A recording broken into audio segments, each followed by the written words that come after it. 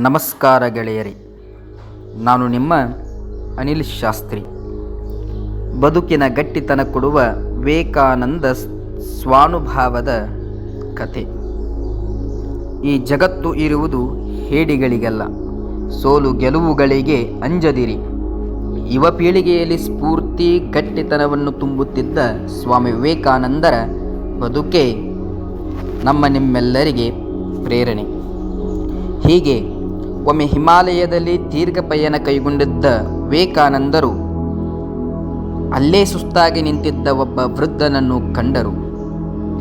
ಪರ್ವತದ ಇಳಿಜಾರಿನೊಂದರ ಮೇಲೆ ನಿಂತು ಇನ್ನು ಹತ್ತಲು ಆಗುವುದೋ ಇಲ್ಲೋ ಎಂದು ಸೋತು ಹೋದಂತೆ ಕಾಣುತ್ತಿದ್ದ ಆ ವೃದ್ಧ ವಿವೇಕಾನಂದರನ್ನು ನೋಡುತ್ತಾನೆ.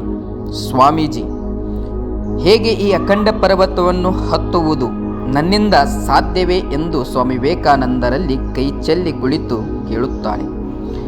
ತಾಳ್ಮೆಯಿಂದ ಈ ಮಾತನ್ನು ಕೇಳಿಸಿಕೊಂಡ ವಿವೇಕಾನಂದರು, ನಿನ್ನ ಪಾದದ ಕೆಳಗೆ ಒಮ್ಮೆ ನೋಡು. ನಿನ್ನ ಪಾದದ ಕೆಳಗಿರುವ ಈ ದಾರಿ ನೀನು ಕ್ರಮಿಸಿ ಬಂದಿದ್ದೇ ಹೆಚ್ಚು. ನೀನು ಮುಂದೆ ನೋಡುತ್ತಿರುವ ದಾರಿಯು ನಿನ್ನ ಪಾದದ ಕೆಳಗೆ ಇರುವುದು ಸಂಶಯವೇ ಇಲ್ಲ ಎಂದು ಸ್ವಾಮಿ ವಿವೇಕಾನಂದರು ಆ ವೃದ್ಧನಿಗೆ ಹೇಳುತ್ತಾರೆ. ಆಗ ವೃದ್ಧ ಅದೇ ಸಮಯದಲ್ಲಿ ಅಲ್ಲಿಯೇ ನಿಂತುಕೊಂಡು ಸ್ವಲ್ಪ ಆಲೋಚಿಸುತ್ತಾನೆ. ತಾನು ಕ್ರಮಿಸಿದ ದಾರಿಯನ್ನು ಹಿಂದಿರುಗಿ ನೋಡುತ್ತಾನೆ.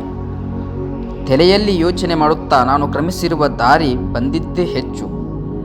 ಇನ್ನು ಮುಂದೆ ಹುಮ್ಮಸ್ಸಿನಿಂದ ನಡೆದು ಆ ಗುರಿಯನ್ನು ಮುಟ್ಟುತ್ತೇನೆ ಎಂದು ಆಲೋಚಿಸಿ ಪುನಃ ಕ್ರಮಿಸಲು ಪ್ರಾರಂಭಿಸುತ್ತಾನೆ. ತಾನು ಕ್ರಮಿಸಿ ತನ್ನ ಗುರಿಯನ್ನು ಮುಟ್ಟುತ್ತಾನೆ. ಒಟ್ಟಾರೆ ಈ ಕಥೆಯ ಸಾರಾಂಶ ಏನು ಅಂದರೆ, ನಮ್ಮಿಂದ ಆಗದು ಎಂದು ನಮ್ಮಲ್ಲಿ ಆಲೋಚನೆ ಬಂದಾಗ ಒಬ್ಬ ಒಳ್ಳೆಯ ವ್ಯಕ್ತಿಯಿಂದ ಮಾರ್ಗದರ್ಶನ ಬಂದರೆ ಯಾವುದು ಅಸಾಧ್ಯವಲ್ಲ ಎಂದು ಈ ಕಥೆಯ ಸಾರಾಂಶ.